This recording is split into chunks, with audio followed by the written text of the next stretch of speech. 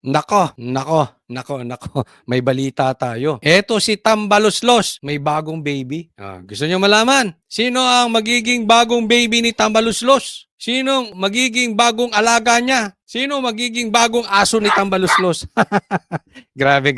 Alam naman natin ito ha. Okay, tingnan nyo kung tama po itong nasagap nating balita. Pero alam naman natin ang baby nito si Saldico. Even si BP Sara sinabi yan na ang may hawak ng pera ng buong Pilipinas, dalawang tao lang. Si Sara mismo, si Inday Sara, ang nagsabi mismo niyan. Si Saldico at si Tambaluslos. Ay, alam naman natin ito si Tambaluslos. Kaya alagang-alaga niya, himas-himas niya, parang manok niya yan si Saldico, di ba?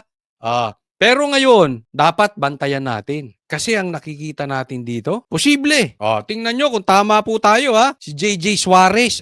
Naku, alam naman natin ang kalidad niya si JJ Suarez. Atake yan eh.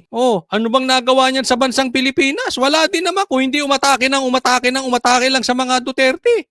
Pero tingnan natin. Ito ba ay magsisilbi sa taong bayan o magiging baby lang ni Tambaluslos? Alam naman natin, nung nakaraan, manipulated nila yung budget. Yung hocus-pocus na budget nung 2025. Silang may pakada. Di umano. Yan sila Saldico. Di ba? Kaya nga iniimbestigahan yan. Yun yung panahon ng eleksyon. Tapos itinago nila yan. Sa alin? Sa sinasabing tupad, AX, akap. Pero pangsuhol. Para lalong suportahan si Tambaluslos. At suportahan din ng taong bayan ng mga programa ni Tambaluslos. Diba? Nagkaroon pa sila dyan ng budget manipulation. May insertion pa. Kung ano-ano mga ini-insert. Ewan ko ba yung mga yan. Sinabi ni BP Sara, pati DepEd, hindi nila pinalusot. Di inalis kay Sara. Nawala na. Pinasok nila yung 5 milyon na budget para doon sa mga classroom ng DepEd. Naging 15 milyon. Nagpas doble. Diba? Ganyan sila katindi. Di umano. Yan ang balita natin. Ang tanong ko sa inyo, totoo ba? Kayo